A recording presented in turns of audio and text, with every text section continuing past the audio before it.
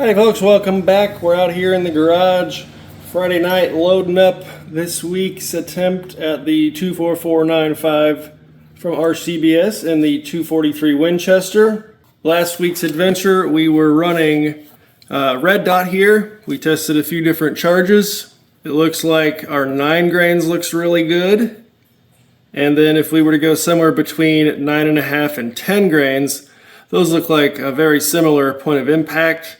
So there could be some kind of nice little node going on between those two charges. But right now today I'm just going to be playing with this 9 grain charge.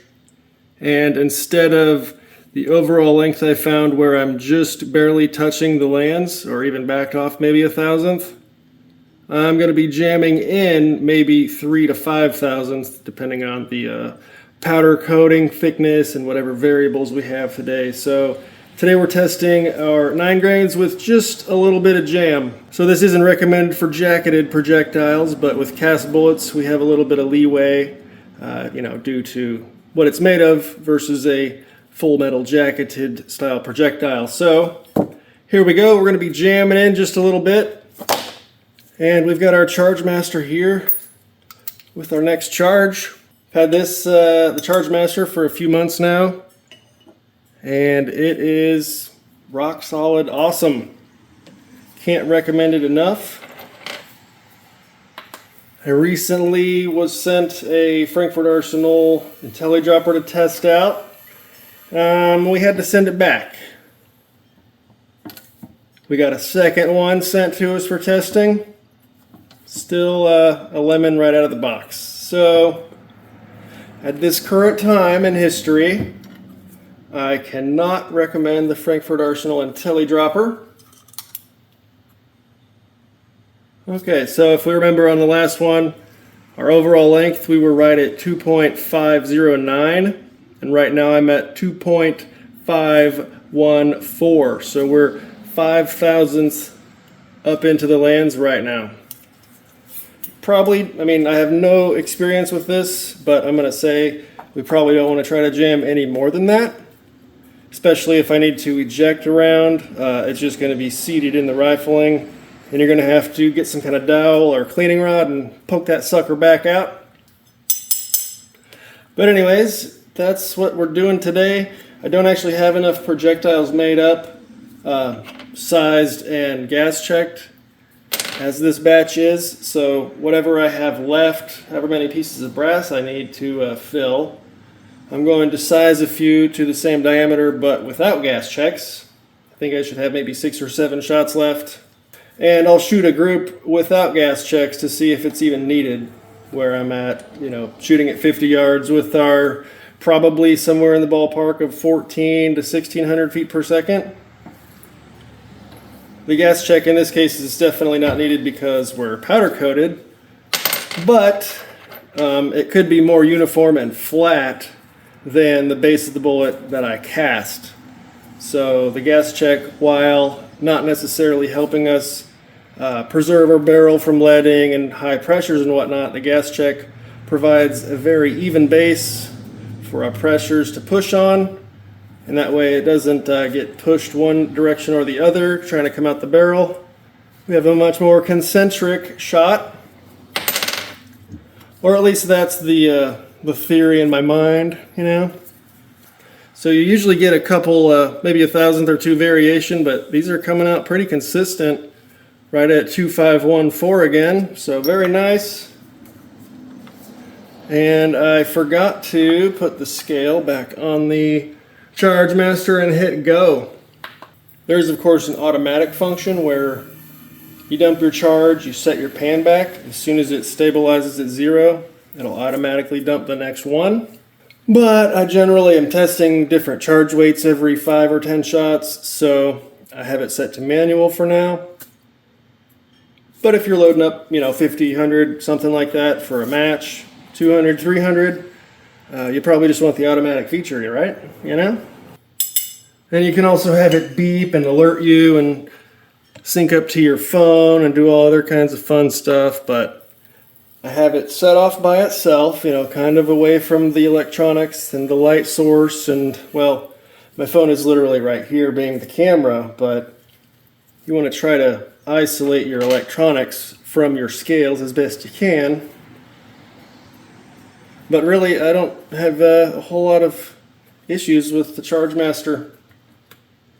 As long as you don't have a wind draft coming through or like a fan on, or since I'm in the garage, I've got a dehumidifier.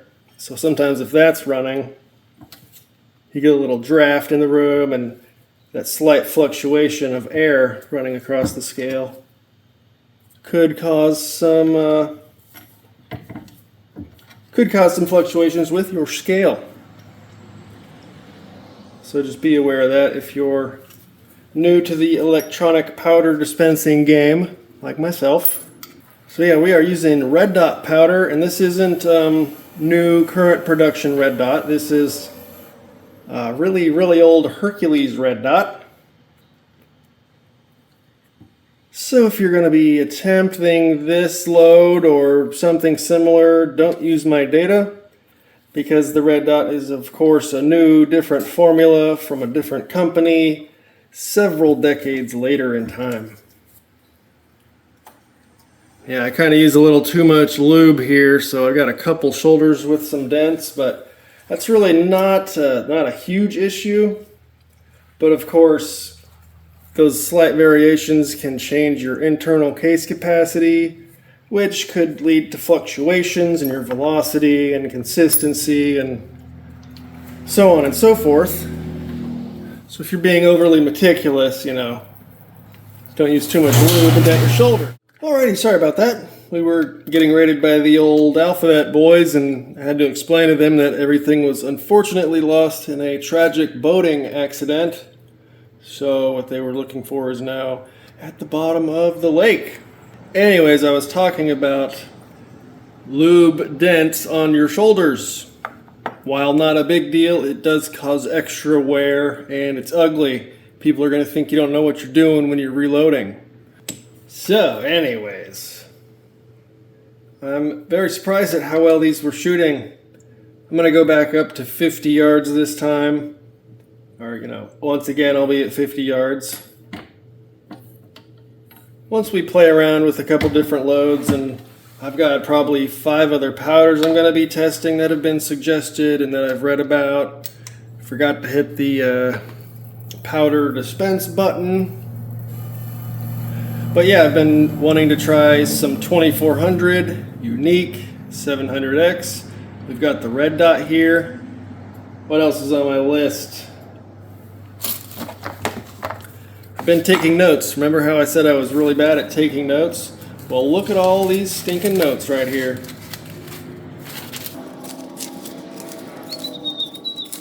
So many notes I don't know what to do. 4227 was the last one, and I need to put 2400 in here. So starting at red dot, and we're just moving slower down the list as far as burn speed goes. So red dot 700X, Unique 4227, and then I'll try some 2400. By the looks of the Lyman data, we should be able to hit almost 2,500 feet per second. That's pretty quick for a cast load. I don't know how well we're going to be able to hold up in terms of accuracy and stability and whatnot. But if it's, a low or equal pressure because of the burn rate, we might be able to push them faster. That's probably the coolest thing about reloading. Burn rate.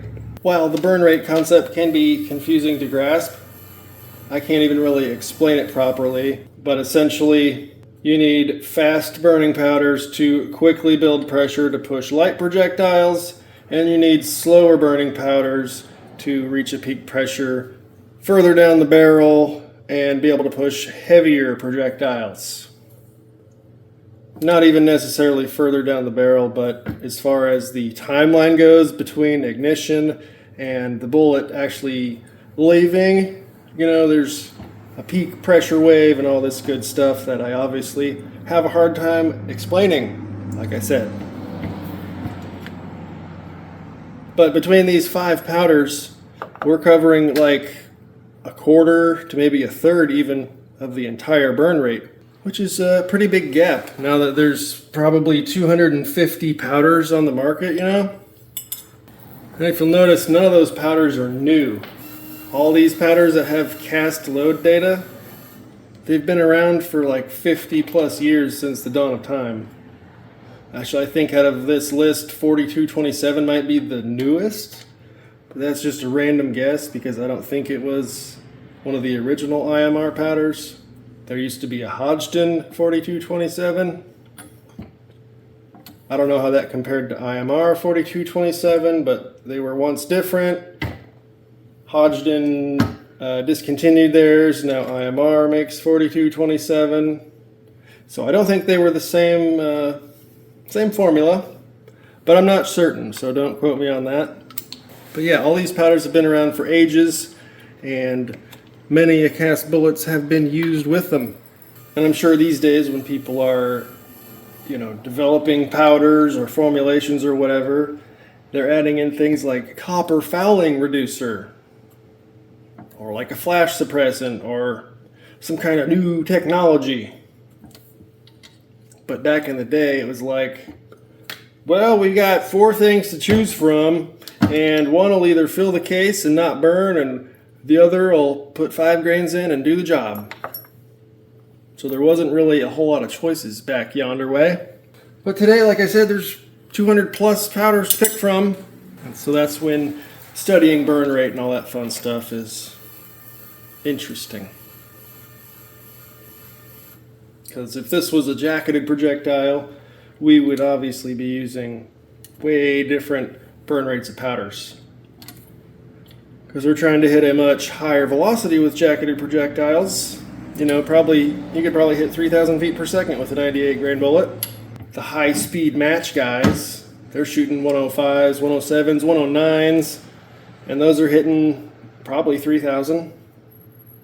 So it should be able to be done with, a lighter bullet.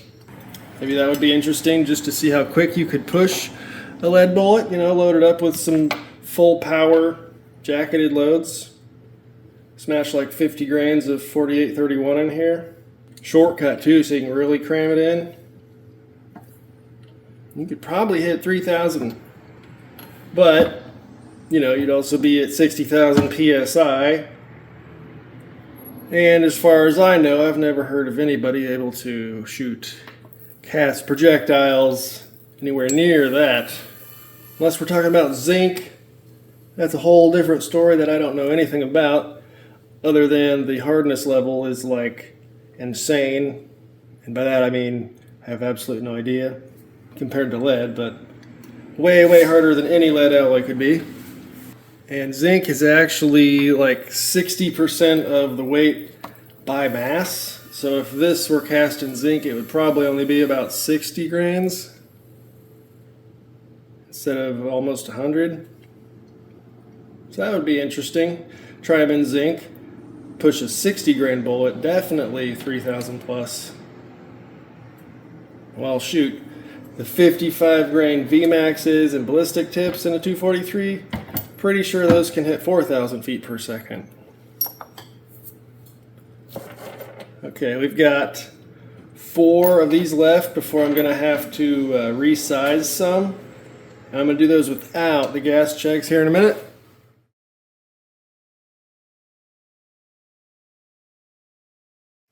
Alright, so I got all those loaded up with the gas checks. We just sized and gas checked 50 more with gas checks, and then I just sized 50 of them without gas checks down to 244 as well. So I've got 6 here we are going to load with the 9 grains of red dot, and this will be a 6-shot group on its own with the same amount of jam, approximately 5 thousandths, into our rifling.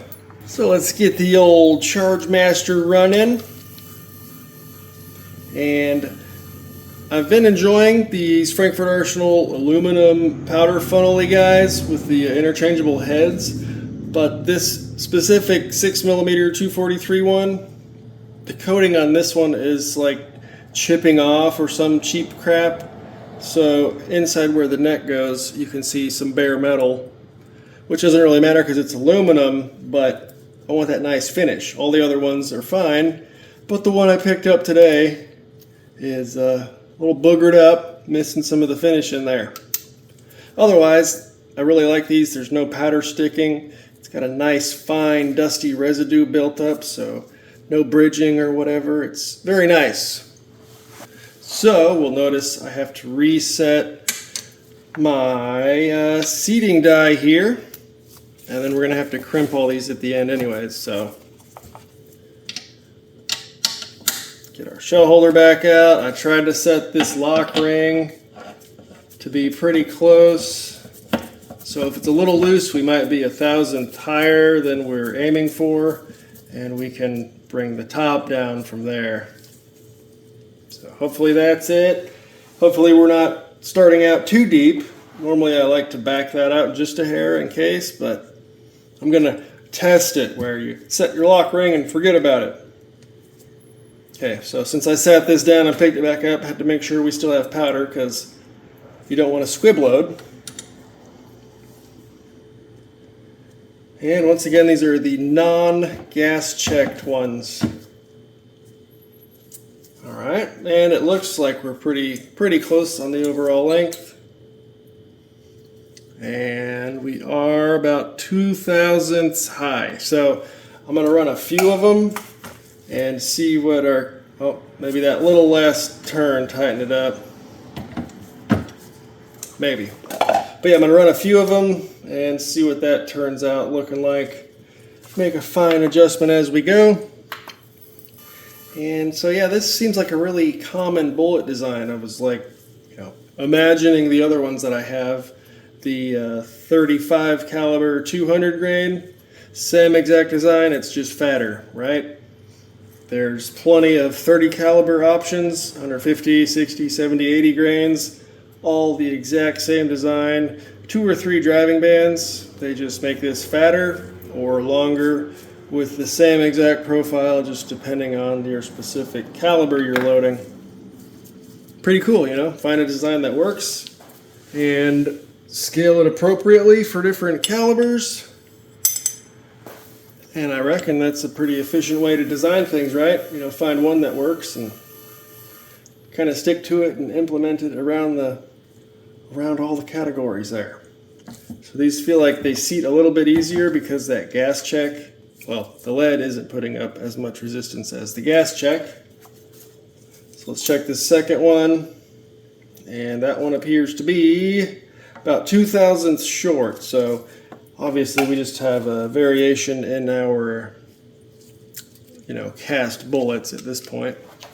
I'm sure if I had the appropriate 6mm bullet comparator insert, we could test that, but I only have a 22 and 30 caliber, so I need to pick up the 24 caliber bullet comparator, and then we can measure these to the ogive rather than the overall length, because it's really, this part of the bullet that's hitting our rifling, not way out here based on overall length. It's where this curve of the bullet is starting to run into our rifling. Let's try this one here, and yeah, this one is exactly right on the money. So just a couple thousandths variation in our bullet lengths and powder coating thicknesses. Like I said, if we were measuring the ogive, that's a much more consistent measurement because you can have inconsistencies in your tips if you have, polymer tipped bullets or Match King style where the hollow points don't always perfectly match up. And that's where some of those high speed match guys start pointing their own bullets. Okay, yeah, this one's exactly 2.514, just like we need. So I'd say we're pretty close and dialed in. I keep forgetting to hit the go button. I think I'd get into a routine by now, but it's still new to me having this automated thing. I'm used to just doing the uniflow, which could be plus or minus 1/10 or 2 depending on your powder, and sometimes they stick if it's a stick or extruded powder, or even bulky flake powder sometimes. Kind of get stuck by that wiping action between the hopper and, the little pour spout and all that. All right, we're pouring our last charge of powder over there.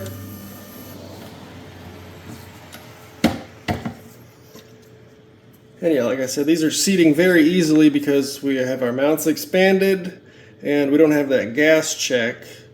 So the softer lead is more easily able to slide into our case, which makes for a nice, smooth seating operation right now. Okay, now this time I don't actually need any more powder, so we can leave that there. We'll get him seated.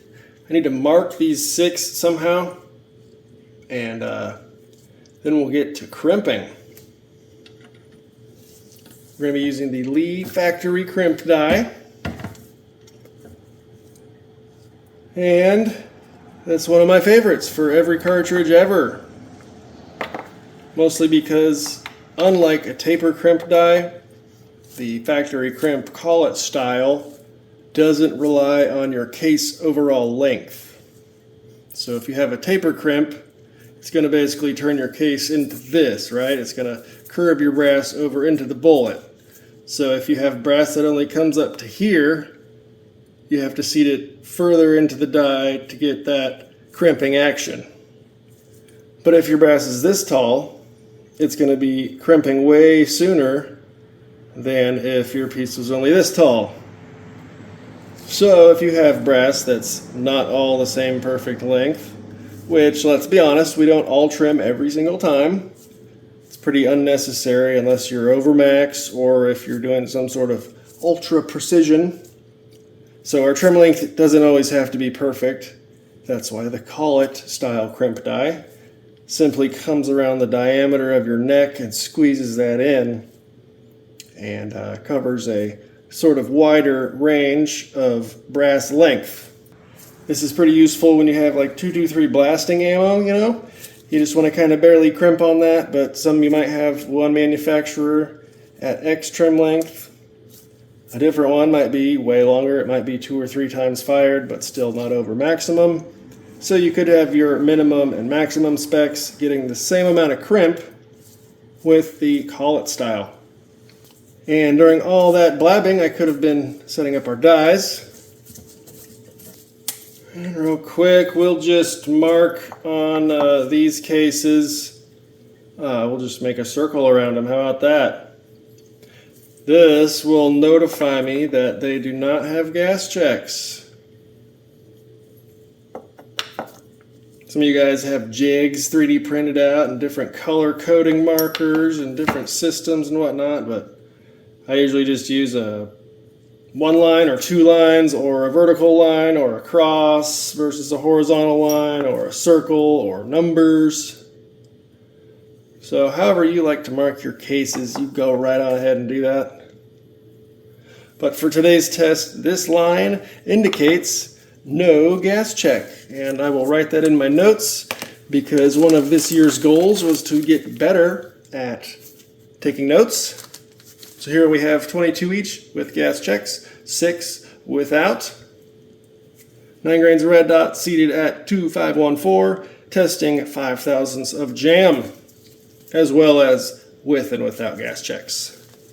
And we've noted circle on brass. How do you guys take notes? Does anyone have a tutorial? I suck at taking notes. What kind of things do you note when you're taking notes? Do you use the pre-made log book? I think Lyman makes one. It's only $5 or $6. Maybe I should get that. It's real nice. It's got charts and grids, and you can just cartridge, powder, weight, and it's all lined out for you. Whereas I'm just trying to write down whatever random crap I can think of at the time. Maybe we'll take out the chronograph and maybe see if we can get some velocity, since I said if we find a good grouping based on powder charge, we'll test velocity. So we'll make sure to take notes on that as well. And on to setting up the factory crimp die. Again, I think our lock ring might be around where we want it to be. So I'm going to start a little ways off of that, just in case. And we'll just kind of run these up. Yeah, that barely touched it. Barely touched it, and there's a little bit of crimp. I can still see it barely belled out. Let's see if it passes our case gauge. No, so you can see here we still have too much flare on our case. It's not seating at the mouth. So we can tighten our crimp. Okay, it felt like a little bit more pressure. That looks a little more closed off, and there it is. But if you saw that, I don't know if I can do it in slow motion, but as it falls in,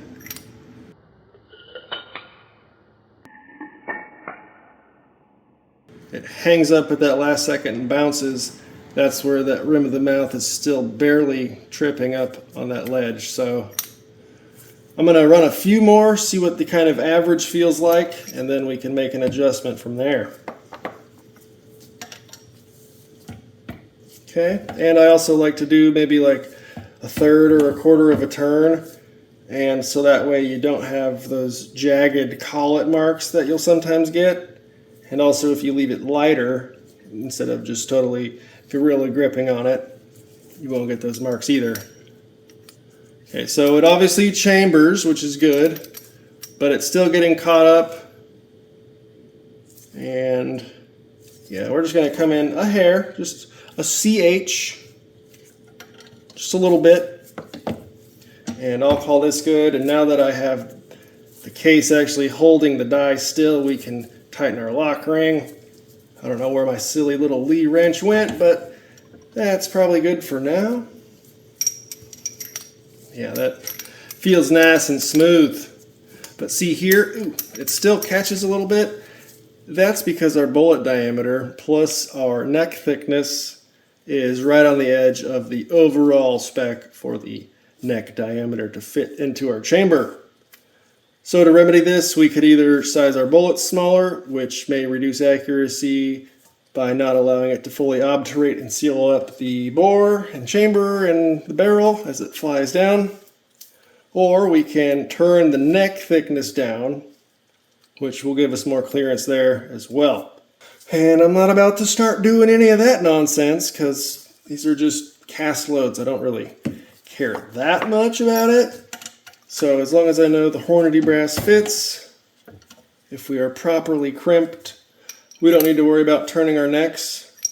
If you want to learn more about that, CW Longshot just did a great video where he was reforming some 7.62 by 39 into 6 arc. So you have a bunch of mixed head stamps, and you're, forming this down lower. Your neck's going to be lower where the brass is thicker, and you're going to want to turn that to be as consistent as possible, especially if you're, necking up or down or turning one case into another. This might be especially true if you're doing, say, 223 to 300 blackout. Just imagine that's a 223 case, and you chop it here to form your new neck. Well, this brass is way, way thicker down here in the body than it is at the neck. So that's one of those instances where you're probably going to have to turn them. Okay, so those are done. We're on to the gas-checked ones. And I'm not going to worry too much about doing the double tap. It's sufficient. Sometimes my OCD makes us spend more time on things that probably don't matter in the end, right? So a nice crimp, it passes the gauge, it's good to go.